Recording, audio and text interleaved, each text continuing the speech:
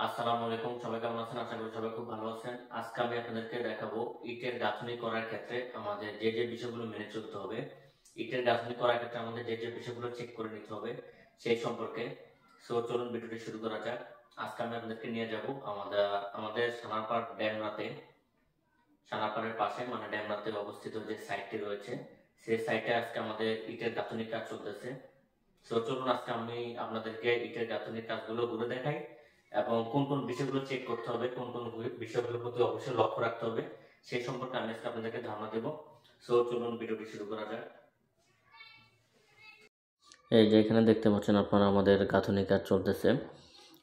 ইটের গাঁথনি শুরু করার পূর্বে প্রথমে আমাদেরকে ভালো করে লেআউট দিতে হবে এবং লেআউট দেওয়ার জন্য আমাদের অবশ্যই সাইটের ড্রয়িং ডিজাইন দুটোই রাখা লাগবে। এখানে আমাদের ওয়ার্কিংয়ের জন্য যে ড্রয়িং স্পেস দেওয়া রয়েছে বা যে ড্রয়িং রয়েছে সেটি আমাদের হাতে নিতে হবে। নিয়ে তারপর যেখানে লেআউট দিব আমরা বিল্ডিংয়ের মধ্যে লেআউট দেওয়ার ক্ষেত্রে আমাদের প্রথমে পুরো ছাদটিকে, যেহেতু এটা আমাদের পঞ্চম ফ্লোর, প্রথমে পুরো ছাদটিকে ভালো করে পরিষ্কার করে নিতে হবে।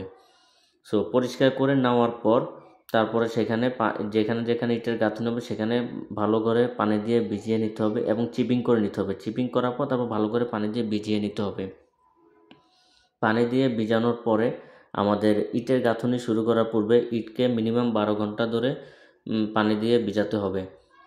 তারপর যদি কোনো কারণে না হয় সেক্ষেত্রে আমাদের ইটের গাঁথনি শুরু করার পূর্বে আমাদের ইটের স্ট্যাকগুলোকে ভালো করে পানি দিয়ে ভিজাতে হবে। এরপর আমাদের ড্রয়িং অনুযায়ী, আমাদের মেজারমেন্ট অনুযায়ী লেআউটের কাজগুলো শুরু করতে হবে। সেই ক্ষেত্রে আমাদের ড্রয়িং অনুযায়ী আমাদের যে যে জায়গাগুলোতে আমাদের ওয়াল রয়েছে সেইখান থেকে আমাদের লেআউটটি শুরু করতে হবে। লেআউট শুরু করার পূর্বে আমাদের সবচেয়ে বড় জায়গাগুলো যেগুলো, সেইখান থেকে আমাদের লেআউটটি শুরু করতে হবে এবং সেক্ষেত্রে আমাদের প্রথমে এক স্তর এবং ইটের গাঁথনি কাজ শুরু হওয়ার পর আমাদেরকে একাধিকবার বারবার শল এবং সুতা ভালো করে চেক করে নিতে হবে। কারণ শল এবং সুতা ভালো করে চেক না করে নিলে আমাদের সেক্ষেত্রে গাঁথনিটি বাঁকা হবে, বাঁকা হবে, উঁচু নিচু বা অসমান্তরাল হবে। সেজন্য আমাদেরকে বারবার প্রত্যেকটা গাঁথনি শুরু হওয়ার সময় শল এবং সুতা বারবার চেক করে নিতে হবে।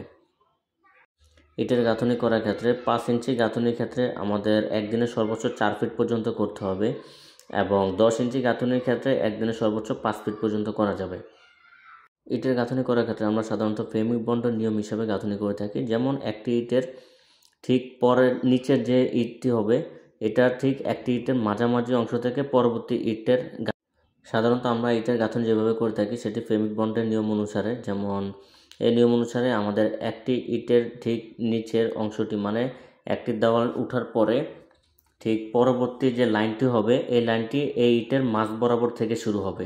পরবর্তী লাইন আবার পরবর্তী উপর লাইনটি সেটি আবার ওই ইটের মাঝ বরাবর। এভাবে ইটের গাঁথনির নিয়ম, এভাবে ইটের গাঁথনিগুলো করতে হবে। এতে দেখতেও সুন্দর দেখা যায় এবং স্ট্রাকচারটিও মজবুত হয় এবং ইটের গাঁথনিটিও অনেক মজবুত হয়। এবং গাঁথনি করা ঠিক 12 ঘন্টা পরে আমাদের পানি দিয়ে কিউরিং করতে হবে। এভাবে আমাদের 7 দিন পর্যন্ত পানি দিয়ে কিউরিং করতে হবে। কলাম, স্ল্যাব বা আরসিসি ওয়ার্কের যেসব আশেপাশের জায়গাগুলো রয়েছে বা আরসিসি ওয়ার্কের জায়গাগুলো রয়েছে, যেমন স্ল্যাব, কলাম, সিঁড়ি, বিম, এগুলোর মধ্যে আমাদের ইটের গাঁথনি করার ক্ষেত্রে অবশ্যই আমাদের চিপিং করে নিতে হবে। চিপিং করে নেওয়ার পর তারপরে সেখানে আমাদের ভালো করে পরিষ্কার করে তারপর আমাদের গাঁথনির কাজ শুরু করতে হবে। এবং গাঁথনি করার ক্ষেত্রে আমাদের যেসব জায়গাগুলোতে আমাদের দরজা রয়েছে ড্রয়িং ডিজাইন অনুযায়ী, ওইসব জায়গার মধ্যে আমাদের যদি দরজা থাকে 40 তাহলে সেখানে আমাদের 1 ইঞ্চি আরও বাড়িয়ে নিতে হবে, মানে 41 ফাঁকা রাখতে হবে, মানে 41 ইঞ্চি ফাঁকা রাখতে হবে। যদি দরজা থাকে আমাদের 30 ইঞ্চি তাহলে সেখানে 31 ইঞ্চি রাখতে হবে। এইভাবে আমাদের গাঁথনি লেআউটের সময় আমাদের এই বিষয়গুলো মেনে চলতে হবে।